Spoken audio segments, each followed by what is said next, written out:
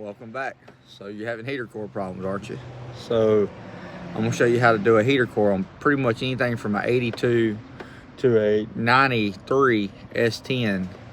The process on getting the dash out of it so you can get to that heater core, so you can put a heater core in there or whatnot. I'm gonna show you what bolts take loose and all that stuff. So here it is. We're gonna start by taking these 7mm loose right here. There's 4 of them. We'll get them out first.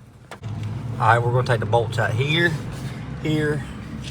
There's another one over here and another one there to get this cover out of the way.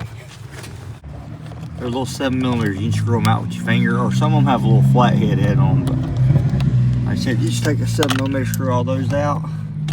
I'm getting that loose. There's probably one more back up in here somewhere. All right, let me check real quick.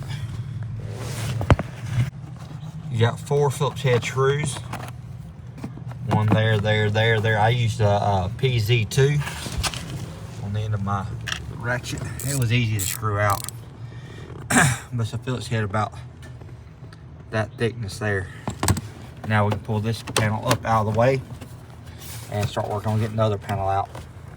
Now we got that panel out of the way, pull the carpet back, and you have, let me turn the light on. You got a 7 there and a 7 there, and then this panel will come out. Take your little 7mm, here's it up in here, screw it out. Now that panel's out of the way. It's gonna take this 10mm loose right here. After pulling that one loose, I'm gonna pull this loose right here.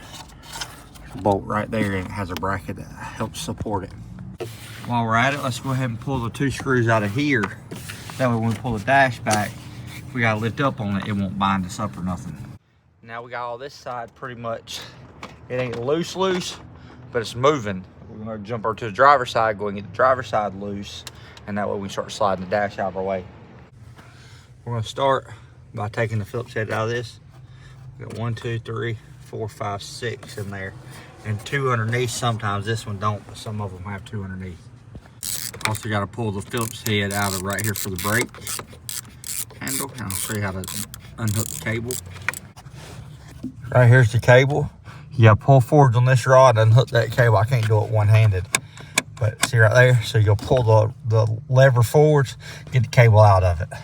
Once you get that cable unhooked, that's how you get out. I can't tell you how many I've seen broke over the years because people didn't know how to unhook that little spring right there. You had to get a hold of it and pull it. So we'll throw this over there. Now this piece will come down.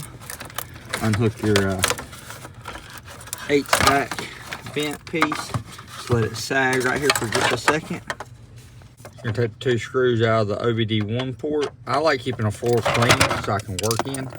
So I don't like to leave stuff inside the vehicle. I like taking it outside. I'll put my bolts into a place like that, but I like to have open room and not have to fight around stuff. So I take all my stuff, set it on the back of the truck like that. Now let's go back up in here and do some more work. There's gonna be a bolt right here, just like on the other side. It's gonna be right, let me get a light. There's supposed to be a bolt right there, but somebody has took it out before. So let's go ahead and take the hood cable release. It's gonna take it loose right here. Looks like it is 10mm too. So we'll go ahead and unscrew it. For people that don't know, right there's your flasher. Your turn signals on the 91, 92, 93. It's right there. Or I think actually everything from about 87 on your flashers up in there. So now I got the dash loose, but I don't want to go yanking on it yet. I want to get this steering column down. So I've already pulled my 15s loose right here and there. Up in here, you got some little bolts. You got to pull back the carpet, and you got some bolts that go to the firewall down here to bolt this in there. Little 7mm, so I got to go through and get them out of there. I got to pull back the insulation and get all up in there where I can get a hold of it. I was wrong. They're not 7s, they're 10s. One's already missing, but let's get the other 3 out of it real quick so we can lay the steering column down. Before you go tugging on it all too, there's this little piece here. You gotta push it loose. That's for your speedometer. Or not for your speedometer, but for your dry part neutral. It clips right there on the very end of this. So you wanna unclip that real quick. There's always a hidden bolt. All right, there's a 10mm. You gotta go through and pull out. Now you get your column down. Now the dash is real loose. And we can start sliding it back to get a hold of that heater core up in that heater box. So let's start getting it pulled on out.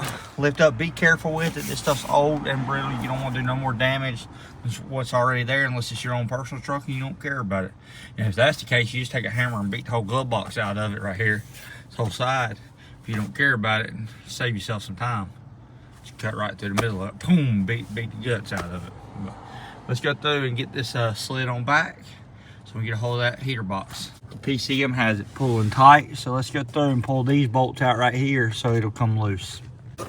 PCM's loose. Now we just gotta slide it down so it gets out of this bracket right here. Once your PCM's out of the way, you got a lot of room. I also unhook this set of wires down here that floats on the side of the PCM box or whatnot. It goes underneath here on the edge of the PCM. That lets the PCM fall way down here. Give you some room. You got 6 bolts around this box right here to get to the heater cord. And there she is. Look at her up in there. But you pull the 6 bolts out around it and you'll manipulate it around to get it out of there. You'll pull this way, slide it up out of that little part. I'm gonna pop this out of my way so I can get in here and don't have to worry about this cable. Hold on one second. I'll pop my cable out the way. So now I'm here to it. You got some little 1/4 inches right here too. So you take 1/4 inches out of there, then you got 1/4 inch here, and then under the hood out here, you gotta get your hoses off of it, and you got one little, it looks like a 7mm right there you gotta take loose, and I'll be able to slide that heater core out. You have one more bolt right up in here. You don't have to take the bottoms of these straps out, and then you can start sliding this thing out your way. Now this don't really matter because it's broke, it's junk. So you can bend it, you can break some tubes off like that right there, and you get it out. And then the next one, you just have to be careful putting it in. But the next one's usually these aluminum deals. It's a little stronger than this. You got to just get it up in there. Them lines, sometimes they get out there on the hood, you got to move them around just barely. You should be easy with it. Now you'll hook the straps back up, start putting it back together. Well, I hope you liked the video. I hope it helps you. Please like, share, subscribe, and comment, and I'll see you one later. If you need any questions on how to put it back together, you don't remember, rewind the video and look how you took it apart.